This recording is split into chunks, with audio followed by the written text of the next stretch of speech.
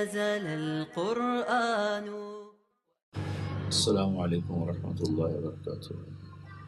الحمد للہ الذی بیدہ الملک وهو علی کل شیء قدیر واشهد ان لا الہ الا اللہ وحدہ لا شریک له واشهد ان سیدنا و مولانا محمدا عبدہ ورسولہ. اما بعد، رمضان کا چل رہا ہے سلسلہ، تو اللہ کے محبوب صلی اللہ تعالی علیہ وسلم کا فرمان ہے، کم من صائم لیس له من صیامہ الا الجوع وَكَم مِّن صَائِمٍ لَيْسَ لَهُ مِّن صِيَامِهِ إِلَّا الْعَطْشُ. کتنے روزہ رکھنے والے ایسے ہیں جنہیں روزے میں بھوک کے سوا اور کچھ بھی نہیں بچتا، کتنے ہیں جنہیں پیاس کے سوا کچھ نہیں بچتا. دونوں الفاظ ہیں، بھوک کا بھی لفظ ہے، پیاس کا بھی لفظ. ایک اس لیے فرمایا کہ روزہ تو رکھا ہے لیکن رزق حرام ہے، حرام رزق سے روزہ رکھا، بھوکا تو رہا لیکن اتنا ضرور میں کہوں گا حاضری لگ گئی، روزہ نہ رکھنے کا انشاءاللہ عذاب نہیں ہوگا، روزہ نہ رکھنے کی پکڑ نہیں ہوگی، لیکن روزے پر جو ملنے والا اللہ مل جائے، اللہ کی رضا مل جائے، وہ نہیں ہوگا. اتنی اس امت کے ساتھ یہ رعایت ضرور برتی گئی ہے. بہت سے لوگ کہتے ہیں اس کی تو رشوت کھاتا ہے، اس کی نماز کا اس سے کیا فائدہ، اس کا تو مال حرام ہے، یہ تو سود کھاتا ہے، اس کے حج کا اس سے کیا فائدہ. تو میں یہ کہا کرتا ہوں کہ اتنا فائدہ انشاءاللہ ضرور ہے کہ حاضری لگ گئی، نماز نہ پڑھنے کی پکڑ نہیں ہوگی، حج نہ کرنے کی پکڑ نہیں ہوگی. باقی حرام کھانے پہ پکڑا جائے گا تو الگ چیز ہے، اس میں تو کوئی شک ہی کوئی نہیں ہے. باقی اللہ جس کو چاہے معاف کر دے، کبھی دعویٰ نہیں کرنا چاہیے کہ اس کی بخشش ہو ہی نہیں سکتی. وَيَغْفِرُ مَا دُونَ ذَلِكَ لِمَن يَشَاءُ. اللہ نے کہا بس ایک چیز معاف نہیں کروں گا، إِنَّ اللَّهَ لَا يَغْفِرُ أَن يُشْرَكَ بِهِ. ایک میں شرک معاف نہیں کروں گا، وَيَغْفِرُ مَا دُونَ ذَلِكَ لِمَن يَشَاءُ. جس کو چاہوں معاف کر دوں. ایک بازاری عورت تھی پیشہ کرنے والی، اللہ کے نبی نے فرمایا ایک کتے پیاسے کو پانی پلایا، اللہ نے اس کو بخشش فرمائی. پیاسے کتے کو پانی پلانے پر بخشش، ساری زندگی کام کی چھوڑا بھی نہیں وہ کام، بخشش ہو گئی ایک کتے کو پانی پلانے پر. تو لہٰذا یہ کبھی نہیں کہنا چاہیے کہ اس کی بخشش نہیں ہو سکتی، یہ اس کا تو کوئی عمل قبول نہیں، اس کو تو نیکی قبول نہیں. یہ اللہ تعالیٰ کے ہاں معاملہ ہے، بہت کریم اور رحیم ذات سے واسطہ ہے. کسی ایسے ہم اللہ کو دنیا کے بادشاہوں پہ قیاس نہ کریں، وہ تو ورا اور ولا ذات ہے. اس کے 99 صفاتی نام جو اللہ کے نبی نے ہمیں بتائے ہیں، اس میں صرف ایک نام المنتقم، وہ ہے جلال کو ظاہر کرتا اور غصے کو ظاہر کرتا. باقی 98 تو رحمت ہی رحمت ہے، محبت ہی محبت ہے، شفقت ہی شفقت ہے، پیار ہی پیار ہے. اللہ سے بڑھ کر پیارا کون ہو سکتا ہے. تو روزہ رکھا، ملا کچھ نہیں. کیوں؟ رزق حرام ہے، رشوت کے پیسہ ہے، سود کا پیسہ ہے، چوری کا پیسہ ہے، ڈاکے کا پیسہ ہے، بھتے کا پیسہ ہے، اور جتنے اس وقت چل رہے ہیں.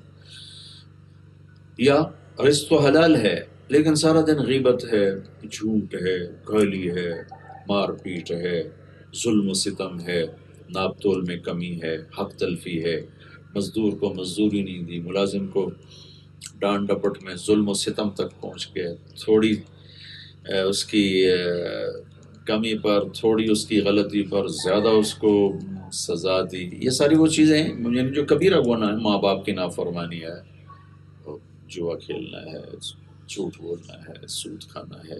یہ ساری وہ چیزیں ہیں جو ہمارے روزے کو خراب کر دیتی ہیں، برباد کر دیتی ہیں. تو روزے کو بچانے کے لیے گناہوں کا چھوڑنا، اور گناہ کا چھوڑنا اس کو اللہ کے نبی نے معیار عبادت بنا دیا. میں قربان جاؤں، میرے نبی نے فرمایا کہ سب سے بڑا عبادت گزار کون ہے؟ جو ساری رات تہجد پڑھے؟ نہیں. جو سارا سال روزے رکھے؟ نہیں. یہ تو 10 کروڑ میں ایک بھی ایسا نہیں کر سکتا. میرے نبی نے وہ پیمانہ بتایا کہ میں بھی کر سکتا ہوں، آپ بھی کر سکتے ہیں، بچے بھی کر سکتے ہیں، بوڑھے بھی کر سکتے ہیں. اس میدان میں سب ریس لگا سکتے ہیں، ہاتھ بھی نہیں، پاؤں بھی نہیں، وہ بھی ریس لگا سکتے ہیں. میرے نبی نے فرمایا اتق المحارم تکن اعبد الناس. ابو ہریرہ رضی اللہ تعالیٰ عنہ سے فرمایا، پوری حدیث آپ کو سناتا ہوں.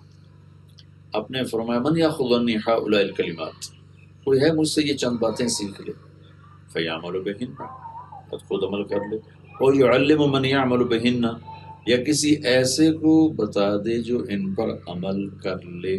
میں قربان جاؤں، آگے بتانے کے لیے خود عمل کو بھی شرط قرار نہیں دیا کہ پہلے خود عمل کرو پھر کسی کو کہو. ہمارے پورے ملک میں یہ غلط مفروضہ قائم ہے کہ کسی کو خیر کی بات اس وقت کہو جب تم خود بھی عمل کرتے ہو. یہ مشہور حدیث ہے اور صحیح حدیث ہے اور سارے بڑی 6 کتابوں میں یہ ہے. آپ نے فرمایا کہ کوئی ہے مجھ سے چند باتیں سیکھ لے، خود عمل کر لے یا کسی عمل والے کو بتا دے. تو معلوم ہوا کہ کسی کو بتانا ہر حال میں ہمارے ذمے ہے، چاہے اپنا عمل ہو یا نہ ہو. وہ خیر ایک الگ بات ہے. تو ابو ہریرہ کہنے لگے یا رسول اللہ میں تیار. تو آپ نے فرمایا، آپ نے ان کا ہاتھ پکڑا اور یوں انگلی یوں نا ایسے انگلی کو ایسے اپنے ان کی ہتھیلی کے ساتھ لگایا اور فرمایا کہ اتق المحارم تکن اعبد الناس. ابو ہریرہ گناہ چھوڑ دے سب سے بڑا عبادت والا بن جائے گا. فی الحال میں اسی مضمون کو بیان کرنا چاہتا ہوں لیکن پوری حدیث سناتا ہوں. ارض بما قسم اللہ لک تکن اغنى الناس. قناعت کر لے سب سے بڑا مالدار بن جائے. قناعت کا کیا مطلب ہے؟ کہ دنیا کی ریس لگانا چھوڑ دے. کمانا نہیں، ریس لگانے والا ہمیشہ بھوکا ہوتا ہے، چاہے وہ بلینئر ہو، چاہے وہ خربوں پتی ہو، چاہے سونے چاندی کے محلوں میں رہتا ہو. اگر وہ ریس میں ہے تو اس سے بھوکا اور فقیر کوئی نہیں. اور جو اپنی مرضی سے کماتا ہے اور جاتا ہے اس سے بڑا غنی کوئی نہیں. تو آپ نے فرمایا ریس لگانا چھوڑ دے سب سے بڑے غنی بن جاؤ. پھر تیسری انگلی کو ایسے یوں نیچے کیا اور فرمایا احسن الی جارک تکن مؤمنا.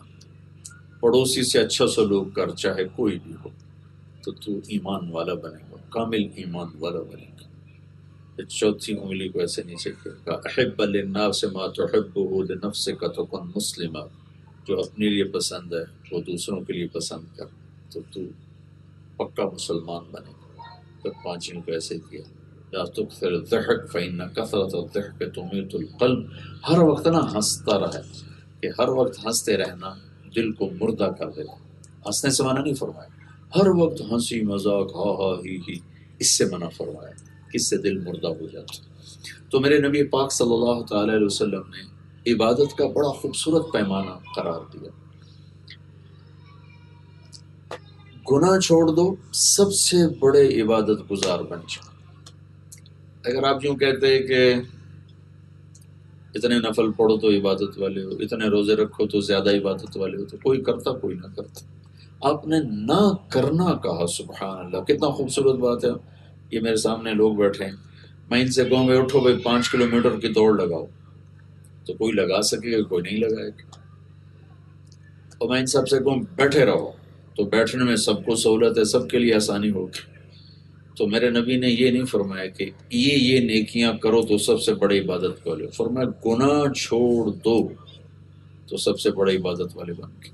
جھوٹ چھوڑ دو، زنا چھوڑ دو، شراب چھوڑ دو.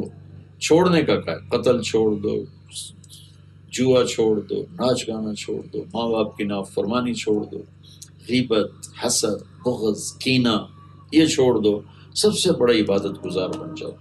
تو عبادت کا پیمانہ میرے نبی نے گناہ چھوڑنے کو بتایا کہ گناہ چھوڑو سب سے بڑا عبادت والا تو بنے گا. تو آپ میرے نبی پاک صلی اللہ تعالی وسلم کی شفقت ہے کہ آپ نے اپنی امت کو کبھی مشقت میں نہیں ڈالا، بڑے بڑے اعمال بڑے بڑے وظیفوں پہ نہیں ڈالا. ایک آدمی آ کر کہنے لگا یا رسول اللہ مجھے کوئی وظیفہ بتائیں، میری روزی کم ہے. تو کتنے وظائف ماشاءاللہ لکھے ہوئے سارے صحیح ہیں، لیکن میرے نبی نے کتنا آسان کر کے اس صحابی کو کہا آپ نے فرمایا باوضو رہا کر تیرا رزق بڑھ جائے گا. تو باوضو رہنے میں نہ کوئی مصلی پہ بیٹھنا پڑتا ہے، نہ کوئی نفل پڑھنے کی بات ہے، نہ کوئی تسبیح پڑھنے کی بات ہے. آسان کام ہے کہ جب وضو ٹوٹے وضو کر لو، اللہ تیرا رزق بڑھا دے گا. تو اپنی امت پر شفقت کی وجہ سے اب ہر وقت اپنی امت کو مشقت سے بچاتے تھے. 3 دن تراویح کی نماز پڑھی، چوتھے دن نہیں آئے، فرمایا کہ مجھے ڈر لگا کہیں فرض نہ ہو جائے. مسواک بہت زیادہ فرماتے تھے، وہ بہت پسند فرماتے تھے، اور فرمایا کہ اگر میری امت پر مشقت کا ڈر نہ ہوتا تو میں ان پر فرض کر دیتا مسواک کر. تو گناہوں کا چھوڑ دینا یہ پورے دین کی حفاظت ہے، پورے معاشرے کی حفاظت ہے. اور اس میں خاص طور پر میں نے پچھلے اس میں نشست میں بھی کہا تھا، پھر اس کو دہراتا ہوں چونکہ وبا عام ہے، اس زبان کی حفاظت فرمائیں، اس کو غیبت سے پاک فرمائیں، اس کو چغلی سے پاک فرمائیں، اس کو نمیمہ سے پاک فرمائیں۔ چغلی اور غیبت دونوں کی ایک ہی شکل ہے، لیکن نیت کے فرق سے عمل بدل جاتا ہے۔ جیسے اب ہم نے روزہ رکھا، ہماری نیت فرض ہے تو فرض ہے، رمضان کے آگے بھی روزہ ہی ہوگا، لیکن نیت دوسری ہوگی تو وہ نفل بن جائے گا۔ کسی کی برائی کرنا یہ غیبت ہے۔ غیبت سے اوپر ہے چغلی، جس کو عربی میں نمیمہ کہتے ہیں۔ وہ کیا ہے؟ کسی کی برائی کرنا، دو آدمیوں میں نفرت بٹھانے کی۔ میں کسی کی غیبت کر رہا ہوں، اس کی برائی بیان کر رہا ہوں، اس حد تک تو غیبت ہے، لیکن میں یہ چاہتا ہوں کہ اس کی اور اس کی بھائی کی آپس میں لڑائی ہو جائے، اس کی اور اس کی دیدی کی آپس میں لڑائی ہو جائے، اس کی اور اس کے چاچا کی آپس میں لڑائی ہو جائے، اس کی اس کے دوست کی آپس میں لڑائی ہو جائے، اس نیت سے میں اس کی برائی بیان کرتا ہوں تو اس کو نمیمہ کہتے ہیں۔ یہ غیبت سے بھی آگے کی چیز ہے، اور بہتان اس سے بھی اوپر کی چیز ہے کہ کسی پر جھوٹا الزام لگا دینا، کسی پر جھوٹی بات لگا دینا۔ جیلوں میں جانا ہوتا ہے، عدالتوں میں بھی بیان ہوتے ہیں، 70% جھوٹے کیس چل رہے ہیں، جھوٹے مقدمے چل رہے ہیں، پھر ہم کہتے ہیں کہ یہ کیا ہو رہا ہے، یہ کیوں ہو رہا ہے۔ یہ تو ہم اللہ کا شکر ادا کریں کہ محمد مصطفیٰ صلی اللہ تعالی وسلم کی دعاؤں کے طفیل ہم مسخ نہیں ہوئے، ورنہ جو کچھ ہو رہا ہے ہم بندر بن جاتے، خنزیر بن جاتے۔ جو کچھ ہو رہا ہے اس پر درود و سلام پڑھو، جنہوں نے ساری زندگی رو رو کر اپنے اللہ کو منایا کہ میری امت کے ساتھ یا اللہ ایسا نہ کرنا کہ یہ بندر اور خنزیر بن جائیں۔ تو میں سارے سننے والوں سے یہ گزارش کروں گا کہ آئیے ہم اپنے ملک کو خوبصورت بنائیں۔ کیسے خوبصورت بنائیں؟ گناہ چھوڑ کے۔ جیسے ہم گندگی کا ڈھیر دیکھتے ہیں تو کتنا برا لگتا ہے۔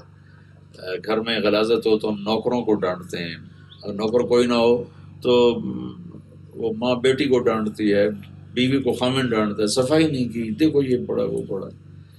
ایسے میرے اللہ کو ایک گندگی بڑی پسند ہے، ناپسند ہے، وہ جھوٹ ہے، وہ غیبت ہے، وہ ظلم ہے، وہ نفرت ہے، وہ بغض ہے، وہ حسد ہے، وہ طمع ہے، وہ حرص ہے، وہ لالچ ہے، وہ عداوت ہے، وہ انتقام ہے۔ یہ غلاظت کے ڈھیر ہیں سارے ملک میں، ایسے بدبو پھیلی ہوئی ہے۔ تو آئیے ہم صفائی مہم شروع کریں۔ وہ صفائی مہم کیا ہے کہ ہم اپنے گھروں کو، بازار کو، ماحول کو گناہوں سے پاک کریں۔ کبھی ہو جائے، انسان ہے وہ انسان ہی کیا جو خطا نہ کرے۔ یہ تو میں نہ کہتا ہوں اور نہ یہ توقع رکھنی چاہیے کہ انسان ہو اور اس سے گناہ نہ ہو، ناممکن ہے۔ ہوگا تو پھر کرنا کیا ہے؟ توبہ کرنی، استغفار کرنے کہ اللہ سے معافی مانگے، ہوگا جو معاف کیا۔ اور اس کا معافی کا دربار اتنا کھلا ہے کہ وہ کہتا ہے کہ اتنے گناہ کر کے آسمان کی چھت کو لگا دے۔ پھر صرف ایک دفعہ کہہ دیا اللہ معاف کر دے، جاؤ معاف کر، موج کرو۔ تو بھائی بہنوں، آؤ ہم نیت کریں کہ ہم اپنے پورے دین کو خوبصورت بنائیں گے گناہ چھوڑ کے۔ اللہ میں عمل کی توفیق۔